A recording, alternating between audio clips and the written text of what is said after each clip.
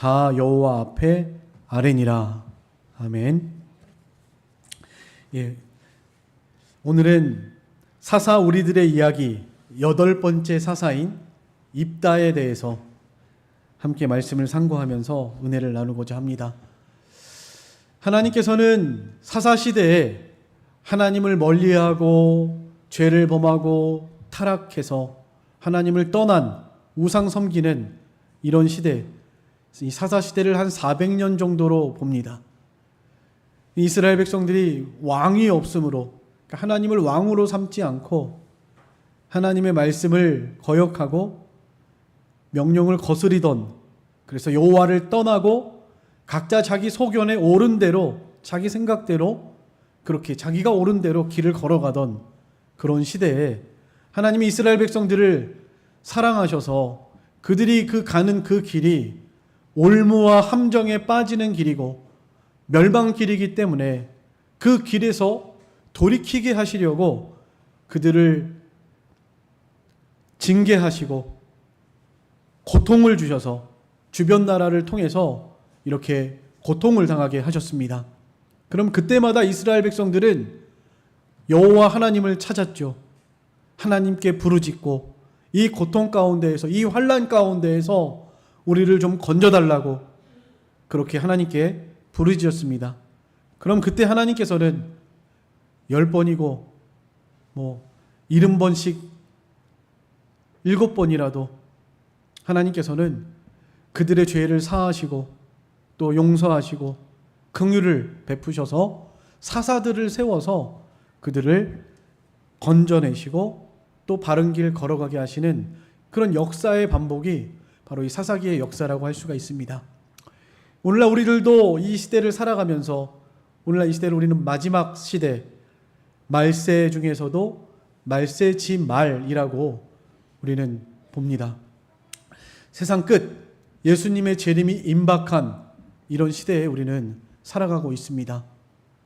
그래서 성경의 예언대로 주님이 오심이 가까운 그 시대에는 이렇게 어두워지고 흑암 가운데에서 하나님을 떠나고 예수 그리스도를 버리고 진리를 따라가지 않고 그렇게 각자 자기의 소견대로, 옳은 대로, 욕심대로 살아가는 그런 시대일 것을 성경에서 분명히 우리에게 말씀하고 있습니다.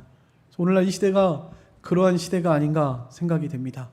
사람들이 성경 말씀보다도, 하나님의 뜻보다도 세상의 지식과 지혜를 더 신뢰하고 따라가고 또 세상 것 때문에 믿음을 양보하고 말씀을 버리는 그런 시대, 오히려 세상 건 좀 손해보고 세상 거 좀 덜 얻더라도 말씀 순종하고 말씀을 따라가야 하는데 그렇게 하지 못하고 이 세상에 살기가 너무 좋고 세상이 주는 풍요로운 것들이 너무나 많으니까 그것을 취해서 그것을 얻기 위해서 오히려 하나님을 떠나고 말씀을 거스리는 그런 시대에 우리가 살아가고 있지 않은가, 그런 생각을 해봅니다. 그래서 우리가 살아가는 이 시대가 마치 사사시대와 같다. 그래서 사사기의 이야기는 그들만의 이야기가 아니라 지금 오늘날 이 시대 우리들의 이야기다라는 것이 계속해서 우리가 사사기를 통해서 보고 있는 사사 우리들의 이야기, 그래서 핵심이라고 할 수가 있겠습니다.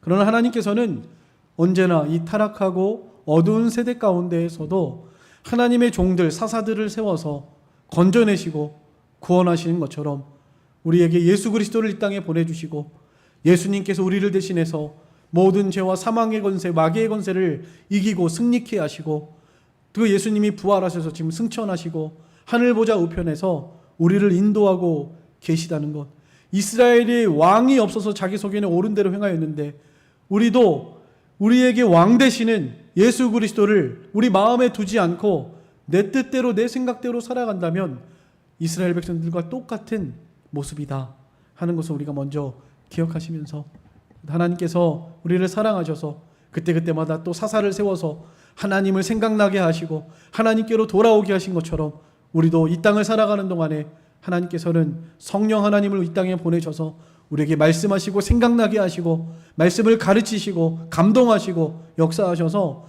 날마다 그리스도의 발자취를 따라가게 하시는 살아계신 하나님 아버지이신 줄을 믿습니다. 오늘 이 말씀을 통해서도 우리가 이제 입다의 이야기를 통해서 사사 입다의 이야기를 통해서 이 어두운 세대 가운데 우리가 어떻게 살아가야 하는 것이 마땅하고 또 하나님께서는 입다를 통해서 하나님의 뜻을 이루셨는데 우리도 이 시대에 입다와 같이 하나님 앞에 귀하게 쓰임받고 이 세대를 빛 가운데로 인도하는 예수 그리스도께로 인도하는 이런 복된 삶을 살아가는 저와 여러분의 신앙생활 되기를 간절히 소망합니다. 입다에 대해서 잠깐 그 인물에 대해서 또 그 역사적인 배경에 대해서 말씀을 통해서 우리 잠깐 상고하겠습니다. 이 입다는 이스라엘의 8번째 사사입니다.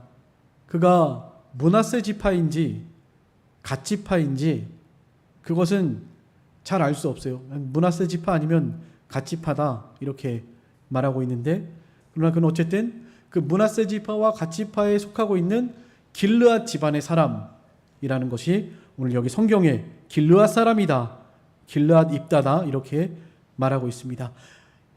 이스라엘 백성들이 암몬 자손들에게 18년 동안 억압을 당하고 있을 때 하나님께서 이 입다를 사사로 세워서 그 암몬 자손의 손에서 건져내고 6년 동안 이스라엘을 평안히 설 수 있도록 그렇게 하나님께 쓰임받은 사람이 8번째 사사 입다입니다.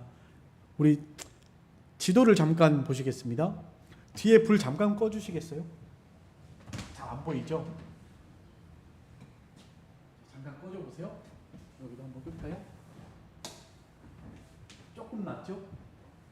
이게 지금 이스라엘 12지파의 그 기업입니다. 이걸 차지한 게 아니라 하나님께서 약속하신 기업이에요.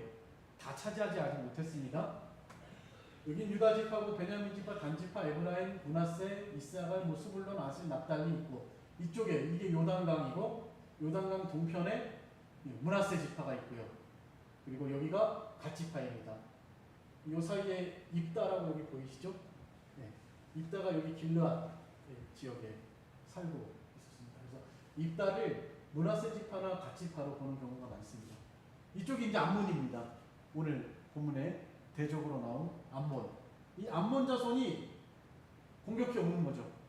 공격해 와서 여기 이스라엘을 지금 차지했습니다.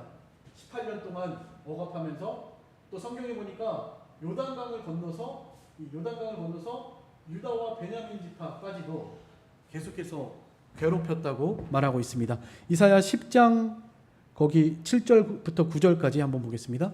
이사야 10장 7절부터 9절까지 한번 읽어보겠습니다. 시작.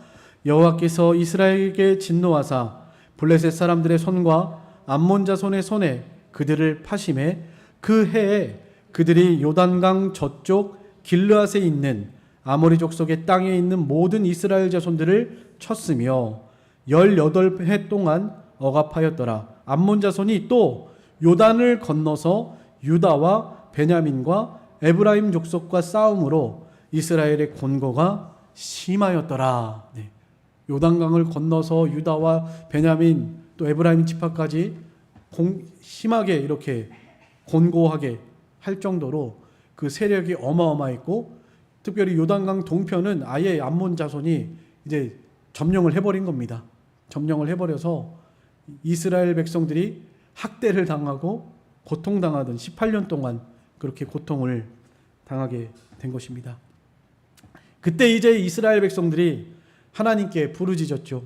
그 고통과 학대가 너무 심하니까 하나님 우리를 건져주소서 하고 그렇게 기도한 겁니다. 그때 하나님께서 이제 입다를 사사로 부르신 것입니다. 입다는 어떠한 사람인가? 오늘 여기 본문에 1절에 길르앗 사람 입다는 큰 용사였으니 기생이 길르앗에게서 낳은 아들이었고 그랬습니다. 길르앗에게서 낳은 아들, 길르앗 사람 입다, 큰 용사였다 그랬습니다. 이 아버지가 이 명문 집안 사람입니다. 그래서 나라의 주권자들과 함께 그렇게 나라를 다스리던 사람 중에 한 사람이고 그 집안에서 태어난 아들이에요. 그런데 오늘 여기 본문에 말씀한 것처럼 아내에게서, 그러니까 정실 부인에게서 태어난 것이 아니라 기생에게서 태어났다. 그러니까 태어나지 말아야 할 사람인데 실수로 이제 태어나게 된 것이죠. 그러니까 첩이나 뭐 그 정도 될 것 같습니다. 근데 여기 보니까 그 아들들이 쫓아낸 거 보니까 아버지하고도 함께 살지 못하고 그냥 기생을 통해서 태어난 아들이었던 것 같습니다. 그 어머니는 그 집안에 들어오지도 못하고 원래 정실 부인만, 그 아내만 함께 있고 그 아내가 낳은 자녀들, 그 자녀들이 또 여럿이 있었던 것으로 보입니다.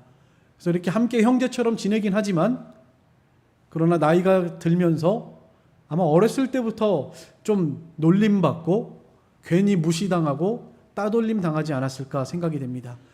예전에 주몽이라고 하는 굉장히 유명한 드라마 벌써 한 20년 된 것 같은데요.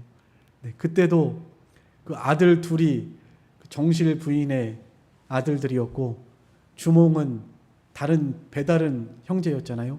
그래서 그 형제들이 얼마나 미워했어요. 얼마나 미워하고 그를 막 놀리고 죽이려고 하고 그랬단 말이에요. 아마 여기 이 형제들도 배다른 동생인 이 입다를 굉장히 미워하고 학대하고 그리고 왕따시키고 못살게 굴고 그랬던 것으로 보입니다. 그래서 입다를 쫓아냈다고 그랬죠. 여기 성경에 분명히 쫓아냈다고 그랬고 3절에 보면 입다가 형제들을 피해서 도망갔다고 그랬습니다.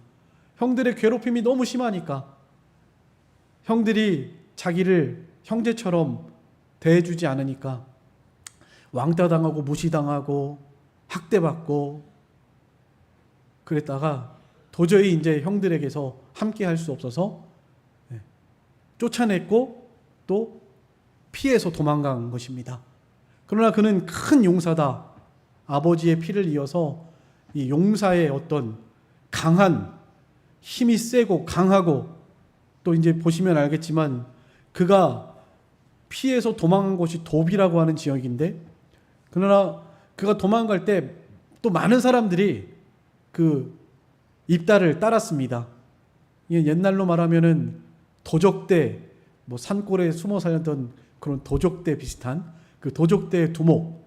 그래서 여기 3절에 보니까 잡류들이 그에게로 모였다 그랬죠. 이 잡류들은 이런 불량자를 말하는 것입니다. 불량자.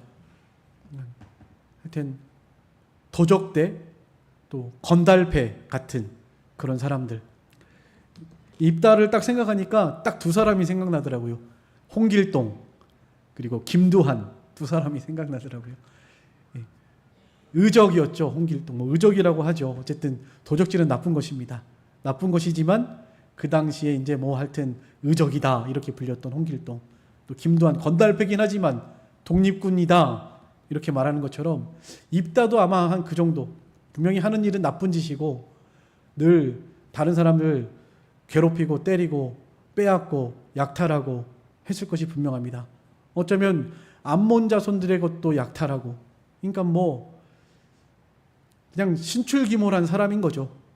잡을 수 없고 대적할 수 없고 빼앗으러 오면 뺏기고 찾으려고 해도 찾을 수 없고 아마 뭐 그렇게 좀 도적대 우두머리, 건달패 우두머리 그 정도로 그렇게 숨어서 지냈던 것으로 생각이 됩니다. 어쨌든 그가 하고 있는 것은 그렇게 좋지 않은 일이죠. 어렸을 때부터 상처가 많은 사람이고요. 이 입다의 인생을 보면 참 비루한 인생인 것 같습니다. 날 때부터 기생의 아들로 태어나서 형제들에게 이렇게 어려움을 당하고 왕따와 학대, 못삼, 괴롭힘을 당하고 결국에는 쫓겨나고 피해서 나갔지만 불량자들하고 이제 어울리는 거죠. 힘은 세고요. 용사고. 그래도 명문가의 집에서 자라면서 공부도 많이 했을 거고요. 머리도 똑똑하고 힘도 세고 하니까 많은 이제 불량자들이 그에게로 모인 것입니다. 그래서 그를 우두머리, 두목으로 삼아가지고 그렇게 약탈하면서 먹고 사는 그런 인생, 비루한 인생인 것 같습니다. 좀 이렇게 그런 삶을 살고 있었습니다. 근데 하나님께서 이런 입다를 찾아오셔서 부르십니다. 이제 물론 이제 여기 성경에는 그 누구죠? 아말렉 아니죠. 길르앗 장로들이 입다를 찾죠. 찾아가서 우리를 도와달라고, 우리의 장관이 되어달라, 우리의 우두머리가 되어달라고 부탁을 하죠. 하나님께서 사람을 통해서 일하신 거죠. 궁극적으로 그를 불러서 사사로 세우신 분은 하나님이십니다. 하나님께서 그를 사사로 세우시기 위해서 역사하고 있는 것을 우리는 보는 거예요. 우리는 언제나 눈의 겉으로만 보이는 것을 봐서는 안 됩니다. 눈으로 겉으로 볼 때는 장로들이 데리고 와서 청빙을 해가지고 초빙을 해서 그가 이렇게 사사로 세워진 것 같지만 그렇지 않아요. 눈에 보이지 않아도 하나님이 살아계셔서 하나님께서 이런 모든 일들을 주관하시고 다스리시고 섭리하셔서 하나님이 입다를 부르시고 세우신 것입니다. 여러분 이것을 꼭 기억하시고 오늘 말씀의 좀 핵심이기도 해요. 이것이요. 하나님께서 하신 일이라는 거. 길르앗 장로들이 그를 찾아가죠.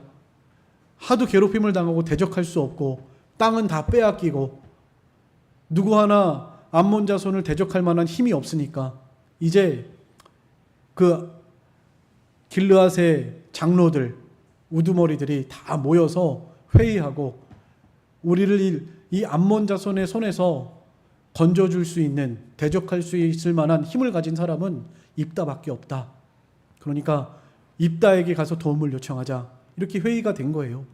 그래서 그 어디 산골에 돕지역에 살고 있던 그런 입다에게 찾아간 것입니다.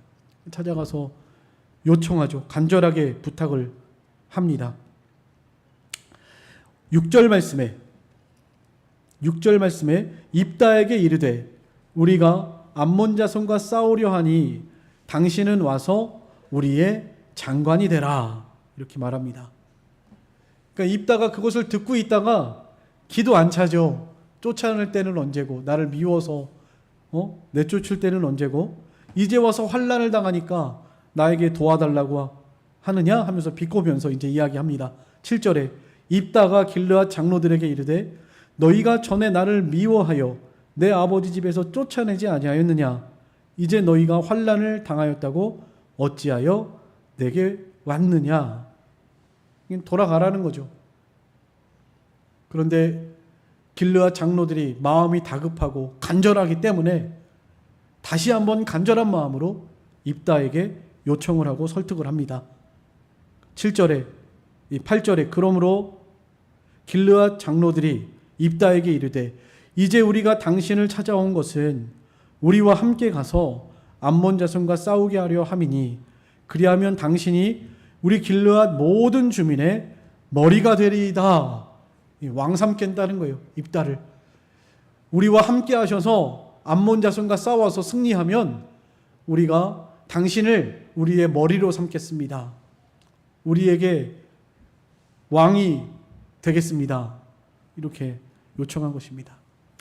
간절하게 요청한 거죠. 입다에게 찾아가서 과거에 우리의 그 잘못, 실수를 용서해 주시고 좀 한 번만 우리에게 함께 오셔서 싸워주시고 승리하셔서 우리의 머리가 되어달라 이렇게 부탁을 했습니다. 그런데 이제 중요한 거, 오늘 가장 중요한 것인데요. 입다가 뭐라고 말하는가?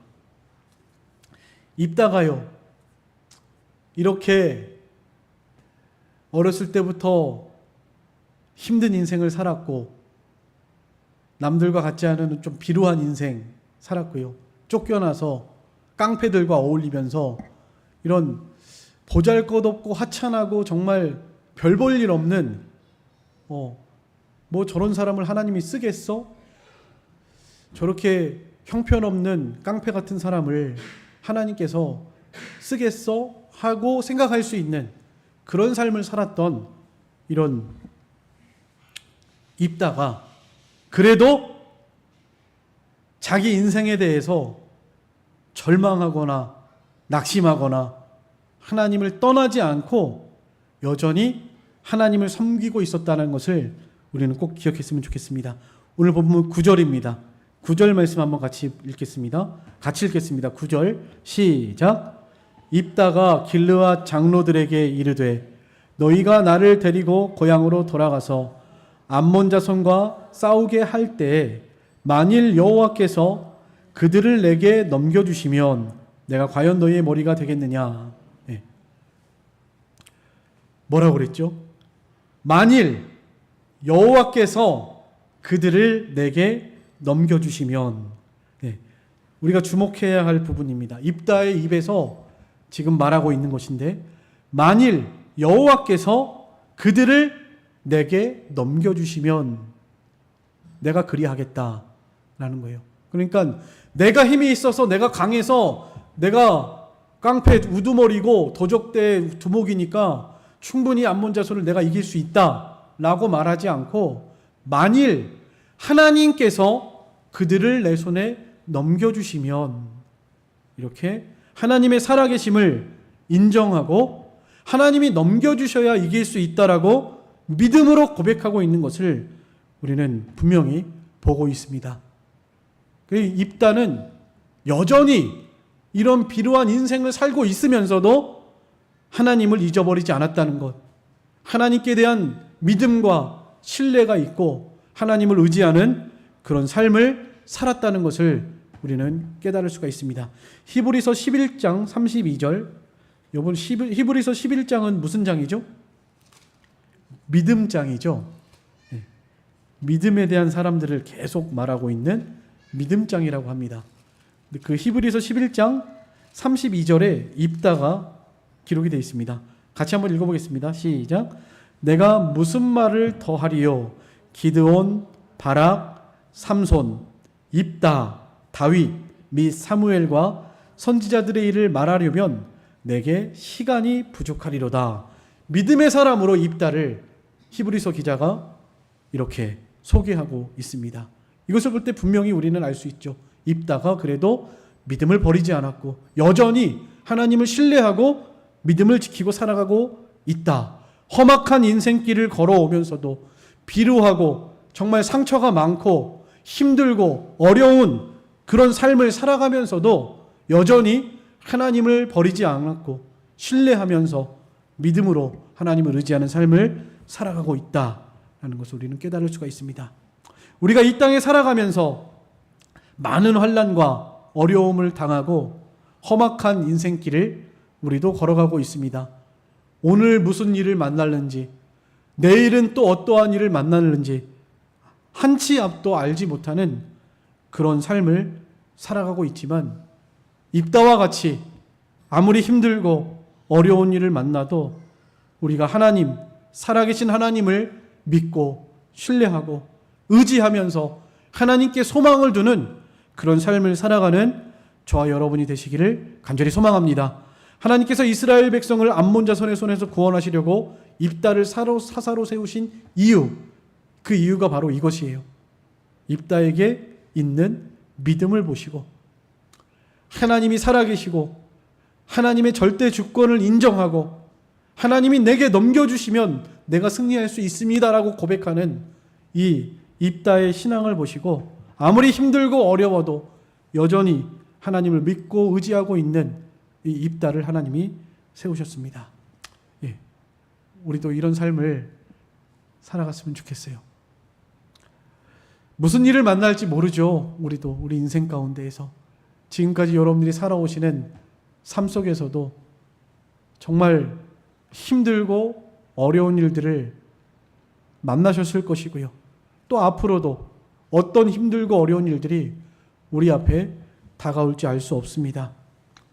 그 이번 주에 시청역 그 근처에서 역주행 사고로 젊은 사람들 30대, 40대, 20대 이렇게 좀 젊은 사람 위주로 9명이 다 남자더라고요. 남자들 9명이 이렇게 불의의 사고로 죽임을 당하는 그런 안타까운 그런 사고가 있었습니다. 그런 일을 당할 줄 아무도 몰랐겠죠. 부모도 몰랐을 것이고 심지어는 자신조차도 그 자리에 불과 몇 초 전까지만 해도 그런 생각을 전혀 하지 못했을 것입니다. 이 운전자의 실수인지 급발진인지 뭐 이런 여부를 가지고 논란 중에 있는데 참 안타까운 일인 것 같습니다. 근데 이제 그 사건을 제가 접하면서 참 너무나 안타깝고 저 아버지, 어머니들, 또 남편들, 아내들, 자녀들 정말 어떨까? 그런 생각을 좀 깊게 해보게 되는, 만약에 우리 가족이 또 우리 교회 성도들 중에 이런 일을 당한다면 과연 어떻게 할 것인가? 그런 생각이 많이 들었었던 한 주간이었습니다. 그런 일을 당했을 때 과연 하나님이 살아계신다고 이 모든 일 가운데에서도 하나님께 소망을 두고 하나님을 의지하는 이런 성도가 과연 몇이나 있을까? 이런 생각을 해보게 되었습니다. 혹시 도현이라고 기억나시나요? 그 할머니하고 손자하고 차 타고 가다가 급발진, 그것도 급발진이라고 인정 못 받았죠. 운전자 미숙이라고 판결이 났었죠. 아무리 그래도 어떻게 할머니가 손주를 태우고 몇 킬로까지 그렇게 달려가서 쳐박아서 손자가 죽는 그런 사람이 어디 있어요? 그건 누가 봐도 급발진이고 결함이 있는 것인데 그것도 인정받지 못했거든요. 그래서 그 아빠가 지금도 여기에 대해서 이렇게 소송 중에 있다라는 그런 기사를 보게 되었습니다. 그런데 그 기사 내용 중에요, 저의 눈을 완전히 이렇게 딱 한참 동안 고정시켰던 그런 글들이 있어가지고 잠깐 읽어드리려고 그래요. 타이틀이 이겁니다. 다시 천국에서 너를 만날 소망의 그날. 그 아버지가 고백한 거거든요. 그 내용들이 여기 이제 쭉 나와요. 매일 오전 10시 4분이 되면 휴대전화 카톡방에서 천사 기도 모임 방이 알람이 울린다. 이 방은 도연이가 영유아일 때부터 교회에서 함께 해온 성도들, 가족들로 이루어져 있다.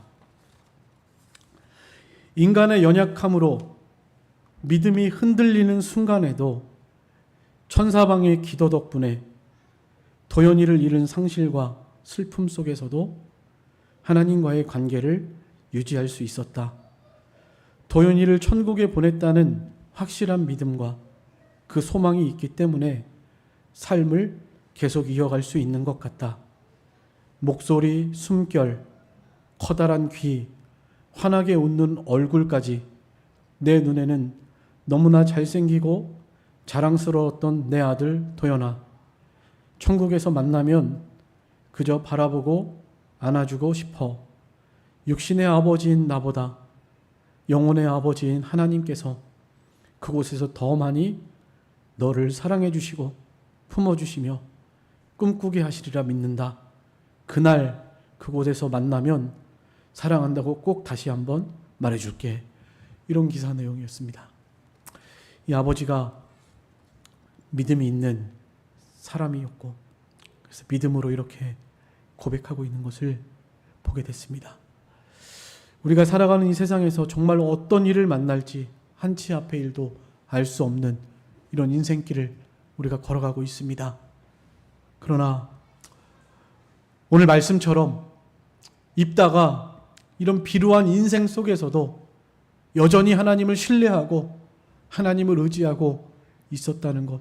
그래서 하나님께서 그 수많은 기간 동안에 비루하고 정말 힘들고 어려운 삶을 살았지만 그 기간조차도 하나님께서는 그를 잘 연단하셔서 그 도적대의 우두머리, 건달패의 우두머리로서 지도자로서의 자격을 갖추게 하시고 많은 사람들을 통솔하고 다스릴 수 있는 이런 능력들도 갖추게 하시고, 특별히 수많은 전쟁 속에서 전쟁에 능한 용사로, 큰 용사로 하나님이 기르셨다는 것, 그래서 그를 사용하셨다는 것, 우리는 이 부분을 주목해야 할 것입니다. 하이델베르크 요리문답 1문에 당신의 유일한 위로는 무엇입니까? 이렇게 묻습니다. 여러분들의 유일한 위로는 무엇입니까? 살아서나 죽어서나 나는 나의 것이 아니요 몸도 영혼도 나의 신실한 구주 예수 그리스도의 것입니다. 그리스도께서는 그의 보혈로 나의 모든 죄값을 완전히 치르고 나를 마귀의 모든 권세에서 해방하셨습니다. 하늘에 계신 나의 아버지의 뜻이 아니면 머리털 하나도 땅에 떨어지지 않도록 나를 보호하시며 참으로 모든 것이 합력하여 나의 구원을 이루도록 하십니다. 그러함으로 그의 성령으로 그분은 나에게 영생을 확신시켜 주시고 이제부터는 마음을 다하여 즐거이 그리고 신속히 그를 위하여 살도록 하십니다. 이렇게 고백합니다. 이 세상에 일어나는 모든 일 또한 나를 죄와 마귀와 사망에서 건져주신 하나님께서 하나님의 뜻이 아니라면 결코 머리털 하나도 땅에 떨어지지 아니하고 이 모든 일을 합력해서 선을 이루시는 하나님, 그 하나님께 소망을 두면서 이 세상을 살아가는 동안에 이제는 나는 나의 것이 아니라 우리 주 예수 그리스도의 것임을 고백하면서 그분을 위해서 소망 가운데에서 살아가겠습니다. 그렇게 고백하는 것입니다. 이것이 우리의 유일한 위로라고 말씀하고 있는 것이죠. 그렇죠. 우리를 가장 사랑하신다고 하는 이 육신의 부모조차도 우리 모든 인생을 책임질 수 없고요. 우리를 보호해 줄 수 없습니다. 또 죽음에서 건져줄 수 없죠. 그러나 하나님께서는 천지 만물에 충만하시고 살아계시고 우리와 늘 함께 하시고 동행하시고 우리의 앞길을 인도하시고 보호하시는 이 하나님께서는 우리의 모든 인생을 책임지실 뿐만 아니라 죽어서도 우리 영혼을 천국으로 인도하시고 또 주님 다시 재림하실 때 이 죽은 우리 육신까지도 다시 살려서 영원히 하나님 나라에 거하게 하실 분이시니까 이것이야말로 우리에게 유일한 위로가 된다. 그러므로 우리는 이것을 믿고 소망하면서 믿음으로 살아가기를 소망한다고 고백하는 것이 바로 이 하이델베르크 요리문답 1문의 고백이라고 할 수가 있습니다. 이 고백이 있을 때 우리는 이 세상에서 어떠한 일을 만나도 거기서 낙심하거나 절망하거나 좌절하거나 넘어지지 아니하고 오히려 환난 가운데에서 더욱 하나님을 신뢰하고 즐거워하며 소망 가운데에서 나아가는 삶을 살아가게 될 줄로 믿습니다. 저도 개인적으로 정말 힘든 어려운 때를 지나기도 했습니다. 이런 어려운 일들을 만나고 지나갈 때마다 하나님께서 저에게 깨닫게 해주셨던 말씀들이 있어요. 그 말씀이 저에게 신앙의 고백이 되었고 또 그 신앙의 고백 가운데에서 이렇게 환난과 고난들을 여전히 이 하나님을 신뢰하면서 이겨나갈 수 있는 힘을 주신다라고 그렇게 생각을 합니다. 저의 신앙 고백, 이 환난 중에 있을 때 저의 신앙 고백 네 가지가 있습니다. 네 가지. 하나님은 살아계신다. 하나님은 살아계신다라는 신앙 고백입니다. 아무리 힘들고 어려운 일을 만났어도 이러한 일을 나에게 허락하시는 분은 살아계신 하나님이시다라는 것이죠. 나를 잘 되게 하시고 기쁘게 하시고 승리를 주시는 분도 하나님일 뿐만 아니라 나에게 환난과 고난과 고통을 허락하시는 분도 하나님이시다. 하나님은 살아계신다라는 고백이었습니다. 또 하나는 하나님은 나보다 지혜로우시다라는 고백입니다. 하나님은 내 생각과 다르고요. 내 생각보다 훨씬 높고요. 깊고 우리는 하나님의 그 마음과 생각을 헤아릴 수가 없습니다. 내 생각에는 이렇게 되면 좋을 것 같아도 그러나 하나님께서는 아니야. 이렇게 해야 되는 것이 더 좋은 것이야 라고 우리에게 지혜로운 길로 늘 인도하고 계신다.